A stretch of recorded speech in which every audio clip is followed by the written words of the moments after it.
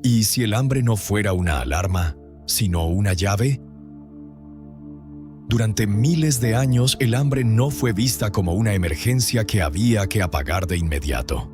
Fue vista como un umbral, un estado alterado de conciencia al que solo se accedía cuando el cuerpo dejaba de recibir alimento. Y en ese vacío, algo más profundo comenzaba a hablar. Los sacerdotes egipcios lo sabían.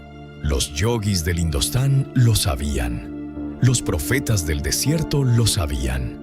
Y lo sabían con tanta certeza que construyeron alrededor de esa hambre voluntaria todo un sistema de purificación, revelación y contacto con lo divino. Pero algo cambió.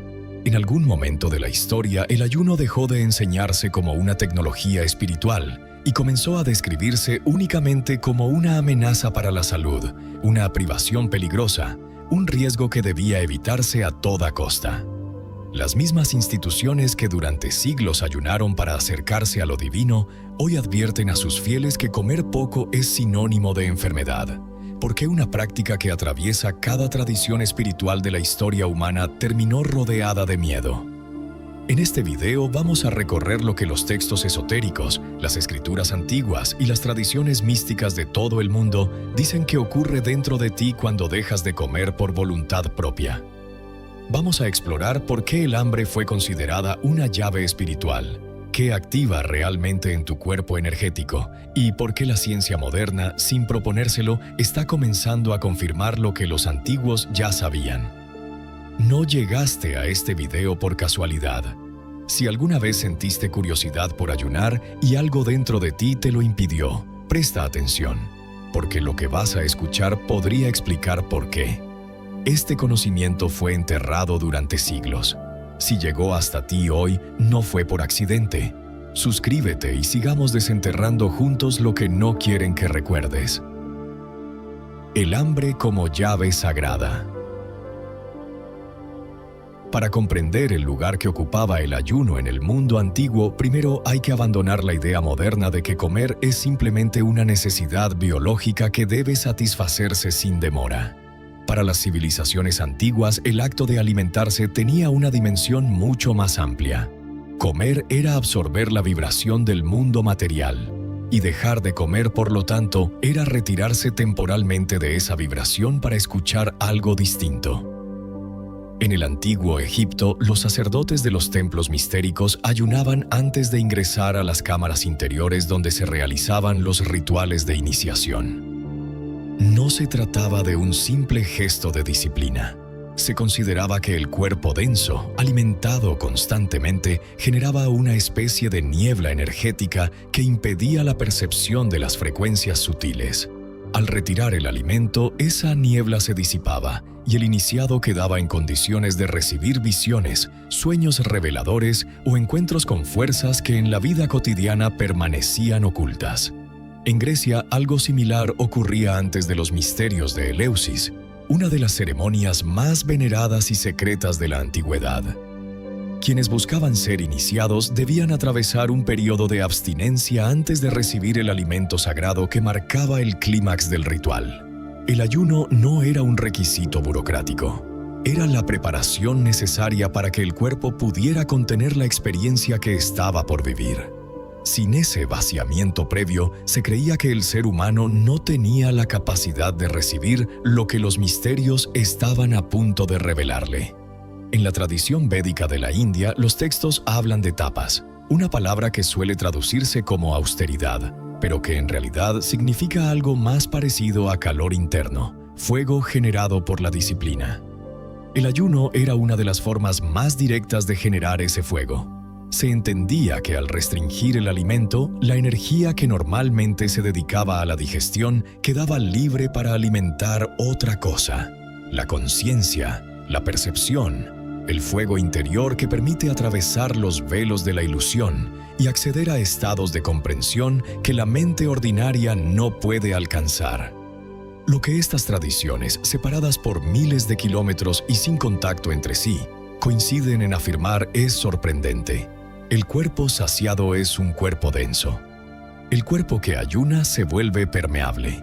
y esa permeabilidad, lejos de ser peligrosa, era considerada la puerta de entrada a experiencias que el alimento cotidiano mantenía cerrada.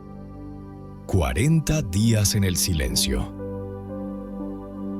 Existe un número que se repite con una insistencia que no puede ser casualidad: 40.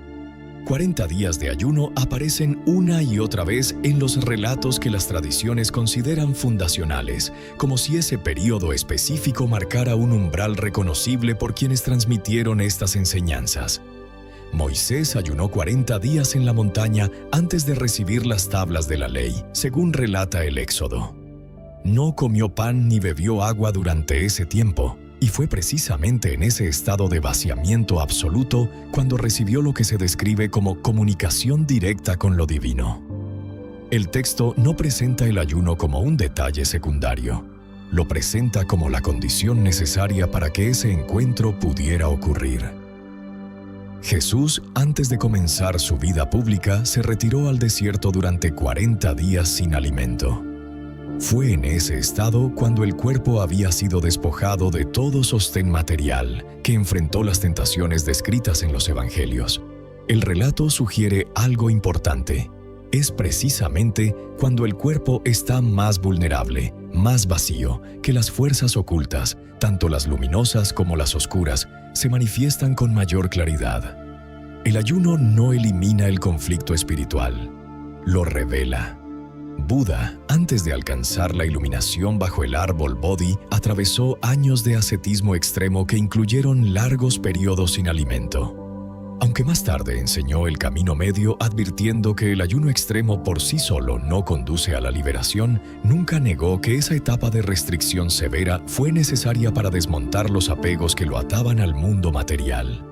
El vacío del estómago, en su experiencia, se convirtió en el espejo donde pudo observar el vacío de sus propios apegos. Lo que estos relatos comparten no es solo el número de días. Comparten una estructura: retiro, vaciamiento, confrontación, revelación. El ayuno no se presenta como un simple sacrificio. Se presenta como una tecnología de transformación que exige que el buscador se despoje de lo material para poder recibir lo inmaterial. ¿Por qué precisamente 40 días y no otro número cualquiera? Algunas tradiciones esotéricas sostienen que ese periodo corresponde al tiempo que el cuerpo necesita para completar un ciclo completo de purificación energética, un proceso que atraviesa distintas fases de resistencia, crisis y finalmente apertura. Los primeros días son los más duros, dominados por el hambre física y la ansiedad. Pero quienes documentaron estas experiencias hablan de un punto de quiebre, después del cual el hambre desaparece y algo distinto ocupa su lugar. Una claridad inusual, una sensación de ligereza, la percepción de que los sentidos se han vuelto más finos. El fuego que limpia los canales. Las tradiciones místicas orientales fueron especialmente detalladas al describir qué ocurre dentro del cuerpo energético durante el ayuno prolongado. En el taoísmo se enseñaba que el proceso digestivo consume una cantidad enorme de la energía vital conocida como chi. Cuando el cuerpo deja de destinar esa energía a digerir alimento, el excedente comienza a circular hacia los canales energéticos superiores, permitiendo que se despejen bloqueos que la vida cotidiana, con sus excesos y su ritmo constante, había ido acumulando. Los maestros taoístas practicaban ayunos prolongados precisamente para facilitar este proceso, entendiendo que un cuerpo lleno de comida era un cuerpo con los canales congestionados. En las tradiciones yógicas, esta misma idea aparece bajo otro nombre. Se sostiene que el ayuno facilita el ascenso de la energía Kundalini, esa fuerza que se describe enroscada en la base de la columna y que, al activarse, recorre los distintos centros energéticos del cuerpo hasta alcanzar la coronilla. Un cuerpo cargado de digestión pesada, según esta enseñanza, mantiene esa energía adormecida. Un cuerpo aligerado por el ayuno le abre camino. Los chamanes de distintas tradiciones ancestrales, desde los pueblos originarios de Norteamérica hasta las culturas andinas, utilizaban el ayuno como preparación indispensable para sus vigilias visionarias. La llamada búsqueda de visión practicada por numerosos pueblos indígenas norteamericanos, exigía que el buscador pasara varios días completamente solo, sin alimento, expuesto a los elementos, esperando que una visión o un guía espiritual se manifestara. El hambre no era un obstáculo para esa experiencia. Era, según sus propias palabras transmitidas de generación en generación, el instrumento que abría la percepción hacia lo que en la vida ordinaria permanecía invisible. Existe una explicación que se repite en distintas culturas para justificar por qué el hambre facilita estos estados. Cuando el cuerpo deja de recibir alimento externo, comienza a nutrirse de sus propias reservas. Y en ese proceso de autoconsumo, algo cambia también en la mente. Los pensamientos cotidianos, ruidosos y repetitivos, comienzan a perder fuerza. El silencio interior se profundiza, y en ese silencio, decían los antiguos, es donde finalmente puede escucharse lo que realmente importa. Lo que la ciencia confirma sin querer confirmarlo. Durante décadas, la medicina moderna trató al ayuno como una amenaza. Sin embargo, en los últimos años, la propia ciencia comenzó a documentar procesos internos que, sin usar el lenguaje espiritual de los antiguos, describen algo sorprendentemente parecido a lo que las tradiciones místicas llevaban siglos afirmando. En 2016, el biólogo japonés Yoshinori Ohsumi recibió el Premio Nobel de Medicina por sus investigaciones sobre la autofagia, un mecanismo mediante el cual las células, ante la ausencia de alimento externo, comienzan a descomponer y reciclar sus propios componentes dañados. Dicho de otro modo, cuando el cuerpo deja de recibir comida, no entra en un estado de simple carencia. Entra en un estado activo de limpieza celular, un proceso de purga interna en el que lo viejo, lo dañado y lo que ya no sirve es descompuesto y transformado en material útil. Los antiguos no tenían microscopios ni conocían la palabra autofagia, pero hablaban en su propio lenguaje de purificación, de limpieza del cuerpo y del alma, de un fuego interno que quema lo que sobra. La coincidencia es difícil de ignorar. La ciencia también ha documentado que, tras aproximadamente 12 a 16 horas sin ingerir alimento, el cuerpo comienza a agotar sus reservas de glucosa y empieza a producir cuerpos cetónicos a partir de la grasa almacenada, convirtiéndolos en su nueva fuente principal de energía, incluida la energía que utiliza el cerebro. Este cambio de combustible se ha asociado con un aumento en la producción de una proteína llamada factor neurotrófico derivado del cerebro, vinculada a la formación de nuevas conexiones neuronales, a la protección contra el deterioro cognitivo y a estados de mayor claridad mental. Es decir, en el mismo punto donde las tradiciones antiguas ubicaban el inicio de la percepción expandida, el silencio interior y la claridad visionaria, la ciencia moderna ubica un cambio metabólico real que altera el funcionamiento del cerebro y potencia procesos de plasticidad neuronal. Investigadores han señalado también que el ayuno activa una enzima conocida como AMPK, que funciona como un sensor de energía celular y que al activarse inhibe una vía llamada mTOR, asociada con el crecimiento y la proliferación celular descontrolada. Cuando esta vía se reduce, el cuerpo prioriza la reparación sobre el crecimiento. Se repara antes de volver a construir. Los antiguos lo llamaban purificación antes de la revelación. La bioquímica moderna lo llama regulación de vías metabólicas de reparación celular. Ninguna de estas coincidencias demuestra, por supuesto, que el ayuno abra portales hacia dimensiones espirituales. Pero sí demuestra algo que ninguna institución moderna quiere admitir del todo: que privar deliberadamente al cuerpo de alimento no es simplemente un acto de riesgo, sino un desencadenante de procesos internos profundos, medibles, reales, que alteran tanto el cuerpo como la mente de formas que apenas comenzamos a comprender. El miedo que nos enseñaron a tenerle al hambre. Si el ayuno fue considerado durante milenios una de las herramientas espirituales más poderosas disponibles para el ser humano, ¿por qué hoy genera tanto miedo? Parte de la respuesta está en un cambio profundo en la relación que la civilización moderna estableció con la comida. Durante la mayor parte de la historia humana, el alimento fue escaso, estacional, difícil de conseguir. El ayuno, en ese contexto, era además una experiencia compartida por comunidades enteras, sostenida por un marco espiritual que le daba sentido y contención. La industrialización de la alimentación cambió esa relación por completo. La comida dejó de ser escasa y se convirtió en abundante, constante, disponible a cualquier hora. Y con esa abundancia surgió una industria completa dedicada a garantizar que el ser humano jamás volviera a sentir hambre voluntariamente. Comer varias veces al día se transformó en un mandato de salud. La sensación de hambre, antes vista como el inicio de un proceso sagrado, comenzó a describirse como una alarma que debía apagarse de inmediato. No se trata de afirmar que exista una conspiración organizada y consciente. Se trata de reconocer que los intereses de una industria alimentaria multimillonaria y los intereses de una experiencia espiritual profunda rara vez coinciden. Un cuerpo que ayuna consume menos. Un cuerpo que ayuna cuestiona menos los mensajes constantes que lo invitan a comer. Y un cuerpo que ayuna, según las tradiciones que hemos recorrido, comienza a percibir con una claridad que lo vuelve menos dócil frente al ruido exterior.